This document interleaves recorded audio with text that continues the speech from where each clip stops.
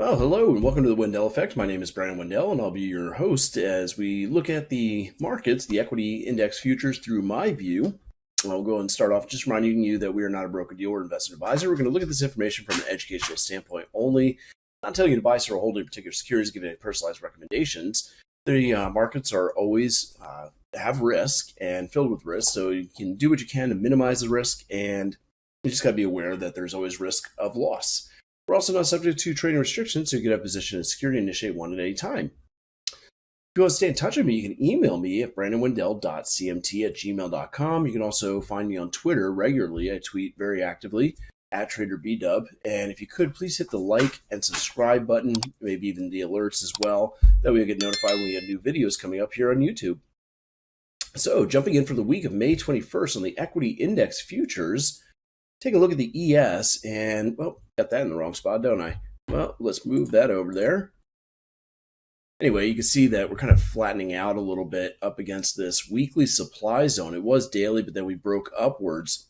We still don't quite have enough momentum to break through that supply. We really need to be above 60 on the weekly chart to show that we have enough bullish momentum to break through.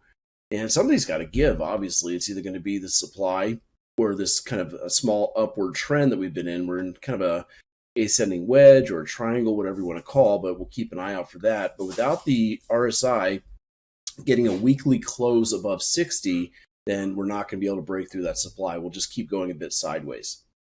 Going down to the daily chart, you can see we actually have a negative divergence to kick off the week from Friday, where we had a little bit of a sell-off, maybe some profit taking from the week, but it didn't have enough momentum as you see the prior highs. So therefore, with a negative divergence, I would expect the week to begin with a pullback first before we can test that overhead supply. Not only do we have the weekly supply, but we also, as you can see, have the daily supply right here, 4250 area. Going down to the 4-hour chart, whoops, went too far, there we go. You can see we did break through the 4-hour supply after a pause initially, but we did have the momentum to break through and then retested. We'll have to see if we continue to pull back a little bit more, if this is the only retest we're getting above the broken zone, kind of retesting the top of it. But as I mentioned, we might get stalling out a little bit more at that 4250 to 4260 area by the end of the week, if we can rally back up there. If the momentum stays weak, then we might just stay sideways to down a little bit. And we do have room to go down to 4100 or maybe even the 4000s. Looking at what's been going on so far for the year, you can see the NASDAQ is really the leader, and I've been mentioning this quite a bit on the videos. The NASDAQ has been taking us higher, and that's really the one we want to look at to tell us where the rest of the year is going to go, or if we're going to turn, that'll be the one that tells us, because it's been pulling everything higher. So looking at the recent rally, the most recent impulse, you can see that it is still the leader. It was actually even off the sideways move from March 31st. When we started breaking out again to the upside, it was the first one to break up above the prior highs. So it was 100% the leader in letting us know where we're going to the upside. And looking at the weekly chart here, you can see we are, well, first of all, the move up from 2020 to 2022 was retraced 61.8%. So it had a pretty big fall compared to the ES. The ES only fell about 50%, the Dow as well, but the NASDAQ was much weaker. But recently, as you can see, it's been very, very strong. Again, on the weekly chart, we were able to break above that weekly supply with the proper momentum. You can see that that green candle, we went and closed above 60.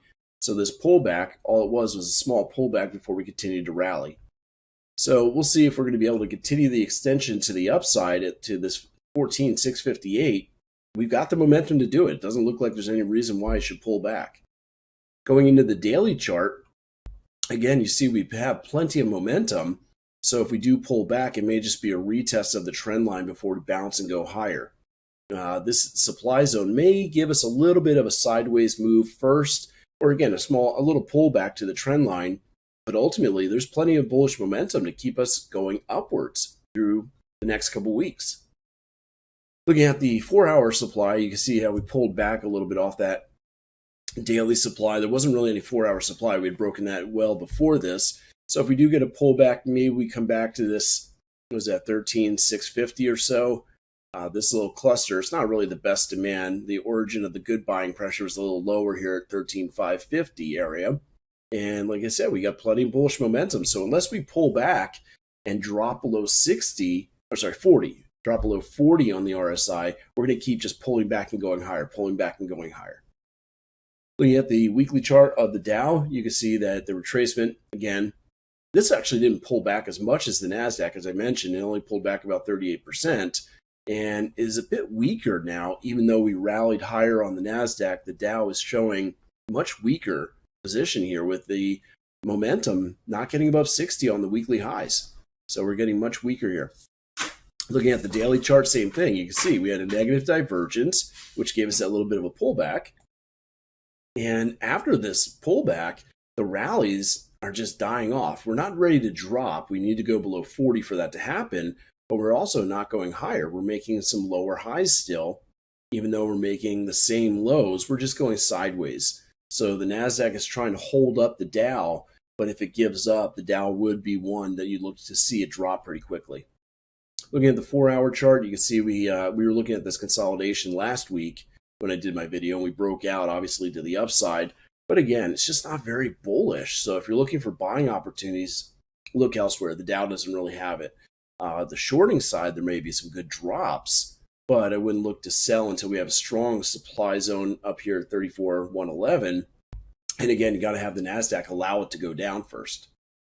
So finally, the Russell has been a weak index. As you can see, we've been bouncing off this little demand zone multiple times, kind of in between retracement levels, but we're just stuck right around the 50% retracement. It doesn't want to go up, but it can't go down without the NASDAQ allowing it, apparently. It'll be interesting to see because we're kind of basing right now just above 40 still and just sideways at that 50% retracement from the 2020 to 2022 rally. Looking at the RTY here on the daily, we actually did have some bullishness come in. We actually see the positive divergence where prices made a lower low, but the indicator didn't. So that divergence showed there was bullishness. It confirmed last week on Monday because we actually put in a low in price with the RSI above 40. Well, unfortunately, that rally kind of failed because we haven't gotten above 60 yet. And even though we made a higher high for the month of May, we can't seem to break out yet above this high. So if we can break that high and get above 60, then we should be able to run to 1865. But again, the Russell will get stuck there because it really wants to go down, not up. And that may be an opportunity, if it's strong enough and the NASDAQ gives up, to short the 1865 all the way down to 1640.